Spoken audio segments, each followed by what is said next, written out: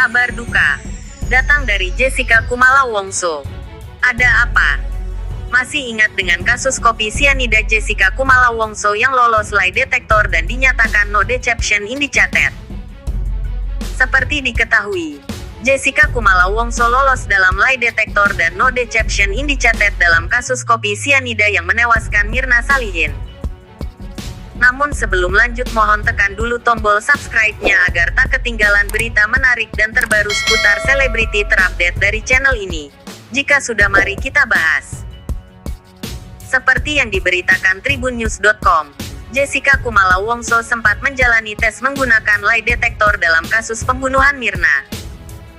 Kala itu Jessica Kumala Wongso mendapatkan pertanyaan apakah dirinya membunuh Mirna Salihin. Lalu wanita tersebut membantahnya dengan tegas. Namun hasilnya, Jessica lolos dan dinyatakan no deception indicated. Meski begitu, Jessica tetap dijadikan terdakwa pembunuhan Mirna dan dihukum penjara selama 20 tahun. Lantas, bagaimanakah dengan nasib Kuatma'ruf Cas? Apakah senasib? Direktur Tindak Pidana Umum Dirtipidum Bareskrim Polri Brigjen Pol Andi Rian Jayadi mengungkapkan, hasil sementara uji poligraf atau detektor kebohongan 3 tersangka tersebut menunjukkan mereka jujur. Barusan saya dapat hasil sementara uji poligraf terhadap RR, dan KM. Hasilnya no deception indicated alias jujur, kata Andi kepada wartawan. Selasa tanggal 6 September tahun 2022, dilansir dari Antara. Andi tidak merinci apa saja pertanyaan yang diajukan kepada tersangka, karena menilai hal itu sebagai bahan penyidik guna memperkaya bukti petunjuk dan kelengkapan berkas perkara untuk dilimpahkan kembali ke kejaksaan. Menurut Jenderal Bintang 1 itu, setiap tersangka diberi pertanyaan oleh petugas Pusat Laboratorium Forensik Puslap-4, sesuai perannya masing-masing. Hanya pertanyaan kunci. Berbeda-beda pertanyaan sesuai peran masing-masing, ujarnya. Tersangka yang sudah menjalani pemeriksaan yakni Barada Richard Eliezer, dilaksanakan di Bareskrim Polri. Sementara Bribka Riki Rizal dan Kuatma'ruf diperiksa pada Senin tanggal 1 September tahun 2022, di Puslap-4 Sentul. Menanggapi hasil uji poligraf ketiga tersangka, Irjen Purna Arianto Sutadi mengatakan lie detektor tidak efektif membuktikan pengakuan tersangka.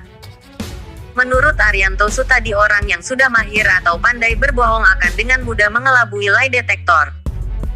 Itu contoh kalau lie detektor itu tidak berguna untuk yang sudah terbiasa bohong, ucap Irjen Purna Arianto Sutad. Karena dia tenang, mau digebukin juga tenang-tenang aja, imbuhnya.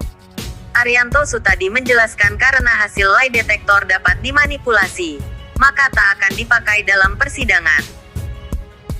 Sehingga, Bribka RR dan Kuatma'ruf masih dimungkinkan terjerat pasal 340 tentang pembunuhan berencana subsidiar, pasal 338 tentang pembunuhan junto, pasal 55 dan pasal 56 KUHP, seperti Jessica.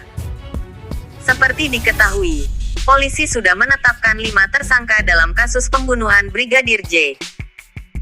Kelima tersangka dalam kasus pembunuhan Brigadir J itu yakni Richard Eliezer, Irjen Verdi Sambo, Bribka Riki Rizal, Kuatma'ruf serta Putri Chandrawati. Kini sudah 2 bulan berlalu, kepolisian masih melanjutkan proses penyidikan kasus pembunuhan Brigadir J. 5 tersangka juga telah ditetapkan dan menjalani rekonstruksi kasus dugaan pembunuhan berencana Brigadir J yang digelar tim khusus Tim Sus Polri pada Selasa, tanggal 31 Agustus tahun 2022. Babak baru kasus pembunuhan Brigadir J yakni Direktorat Siber telah menetapkan 7 personel polisi sebagai tersangka obstruction of justice. Mereka diduga menghalang-halangi proses penyidikan itu dengan merusak barang bukti kasus kematian Brigadir J. Sekian dari video ini, terima kasih sudah menonton, nantikan video menarik selanjutnya, sampai jumpa lagi.